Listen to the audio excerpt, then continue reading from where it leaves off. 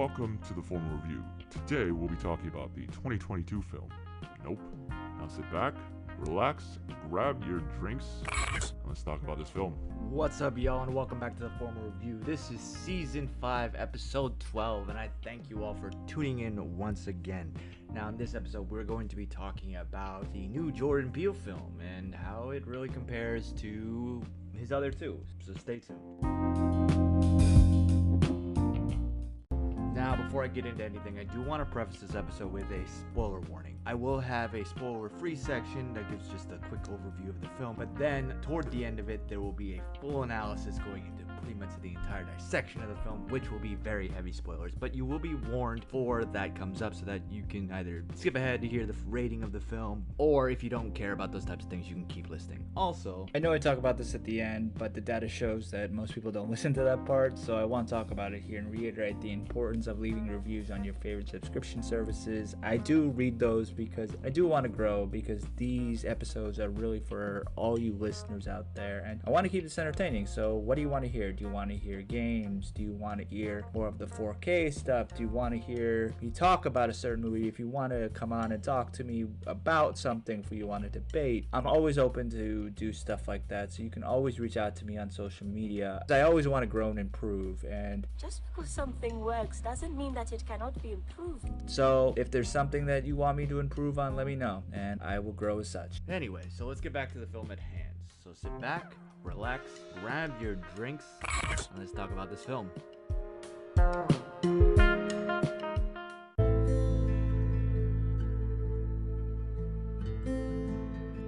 Nope is a science fiction horror film written, directed, and co-produced by Jordan Peele. It stars Daniel Kaluuya, Keke Palmer, and Steven Yeun as residents of this isolated town who witness a mysterious and abnormal event and attempt to capture video evidence of this unidentified flying object. Now, in short and spoiler-free, this film is Peele's most ambitious film yet, while also being the most simple at the same time. It's a science fiction horror that digs into the nature of the spectacle and the human desire to document it. There's also this sub-theme of how frequently black film history has been pushed out of memory. There are multiple times in the film where film posters are shown that were groundbreaking for casting black actors as the main characters. However, even today, it is still difficult to make a film that stars actors of color, especially black actors. Now, as a whole, this film is bigger in scope, but it doesn't impact as much as his prior two films. Now, Peele does take his time putting the puzzle pieces together for this story. As the film progresses, Peele drops little breadcrumbs here and there. Kaluuya and Palmer play brother and sister in a family horse wrangling business for film productions. Their ranch is visited by a seemingly strange ship in the clouds, and then they try to capture it on film. They want to get the quote-unquote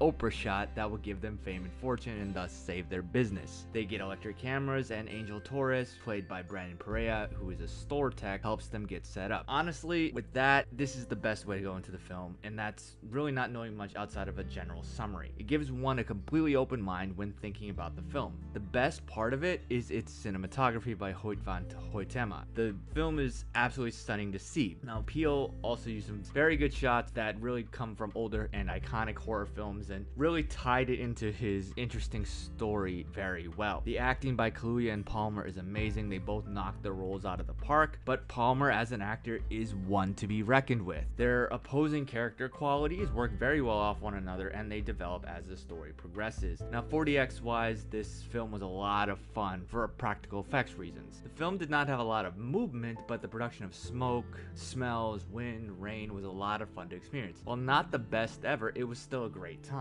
When it's done right, 40x is the only to really truly feel immersed within a film. When it's raining on screen, it's raining in the cinema. If it's misty on screen during a battle scene, fog is filling the auditorium. And from that perspective, this film nailed it. The biggest flaw with the film, which really isn't that big, is that the theme of the film is pretty obvious. There are a lot of layers to it. However, unlike his prior films, this one's ideas aren't as complicated to notice on the first viewing. The opening of the film is a Bible verse that tells the audience pretty much everything they need to know about the plot. Even so, it is still an intriguing one, and it really keeps pushing you to want to know more of what's going on within it. While not his best work out of the three films, Peele still puts together a great film that ties in mystery and horror aspects very well. Go see it. Alright, so that's the spoiler-free section. So if you listen on, it will be spoiler heavy. And that's your warning.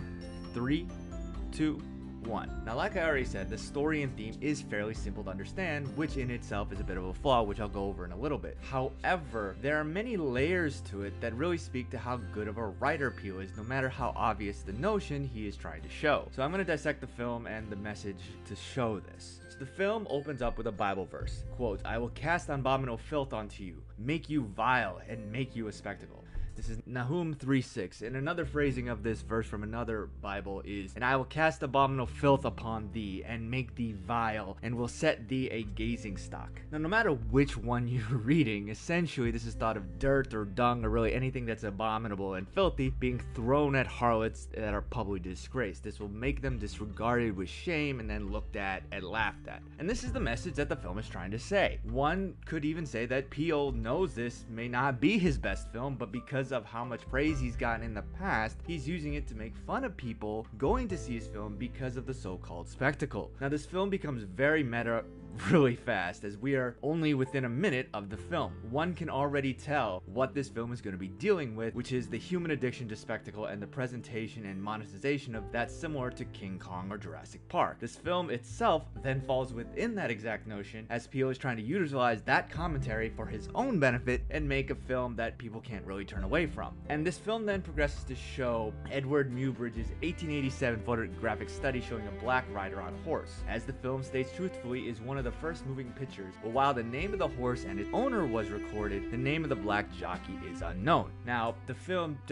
shows Palmer and Kaluuya's characters as being descendants of that unnamed rider. Once again, people are more amazed with the spectacle of the moving image than the rider on the horse. Now, OJ, played by Kaluuya, owns this business where Hollywood rents out their horses for films. Horses at one point in history were considered a high commodity for a film, and they added spectacle to them. However, once again, people cared more about the idea of using a horse and a real horse being there than the safety of the animal or really listening to the safety rules around them. And the reason why OJ is the owner of this business is that 6 months prior, his father, played here by Keith David, has a tragic death when a falling nickel shoots into his brain. The authorities basically say this is a freak accident, but as the film progresses, it's obvious that this was not the case. Anyway, so their ranch is also up road from Jupiter's Claim, and OJ has been selling them horses to the owner, Ricky Jupe Park, played here by Steven Yeun, to keep the ranch from going under. Now, Jupiter's Claim is somewhat this cartoonish amusement park, and the owner, Jupe, is a former child star, and he had a traumatic event as a child that prevented his stardom from happening. Now he spends most of his time chasing that fame any way he can, such as selling access to memorabilia, attracting tourists to his amusement park, or even starring in reality shows with his family, similar to that of another famous family show on Hulu. He even uses the horses from OJ to court the flying saucer to gain fame from its spectacle. And this all comes down to his want to get paying customers to his amusement park. He believes that you're only alive when you're watched, and it's only when people stop watching that you cease to exist. Now, the question is, why does he do this? Well, the first real image that you see on screen is a bloody chimpanzee on this old school TV set next to a dead human being. Now, on first glance, this may seem odd. However, this chimp is Gordy, who is the lead character on Jupe's second major television show called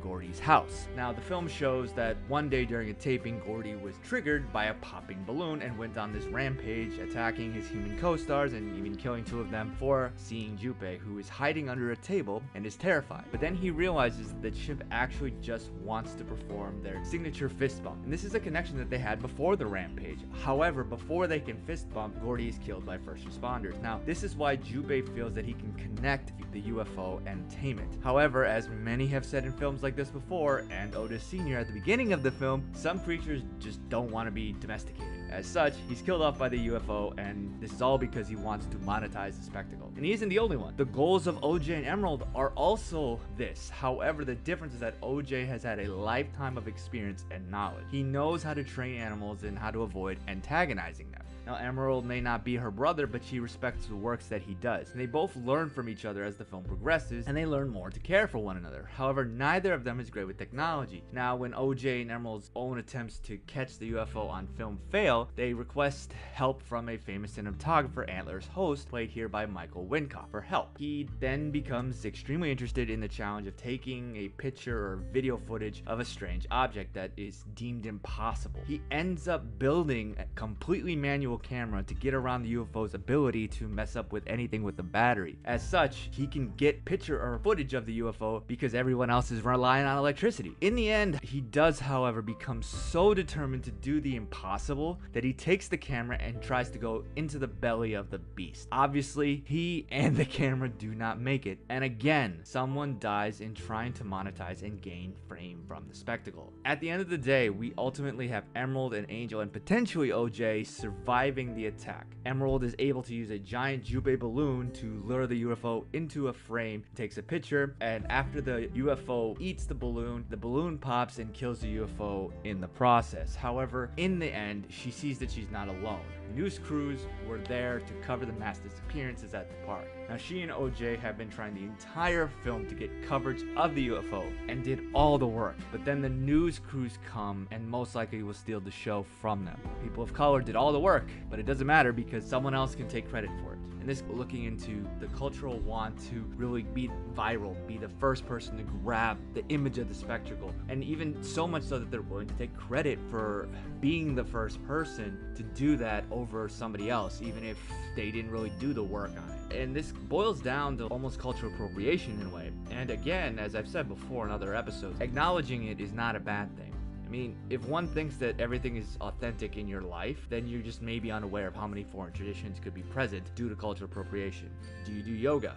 Do you have a tribal tattoo? Society as a whole really does like to enjoy the nice things other cultures have while disregarding the difficult parts of their history. And one of the biggest cultures to have that happen to is black culture. And this goes from music to slang to fashion, but white culture has taken a lot from the black community and used it as a trend. And some say that that's due to an Oscar Wilde quote of, quote, imitation is the sincerest form of flattery. But most forget the second half of that quote, and that's that quote, that mediocrity can pay to greatness, end quote. So when you put those two things together, it means that copycatters wish they had original ideas. And this continues pretty much to this day, even with black creators on TikTok. And this particularly trend started when Addison Rae appeared on The Tonight Show with Jimmy Fallon. This TikTok star took part in a skit that had her dancing all the various viral TikTok dance. Problem was that all the dances were originally choreographed by black creators, and none of them were creative. And this was unfortunately another case of white creators taking credit for others' work, and then the white creators got the fame. They got the views, the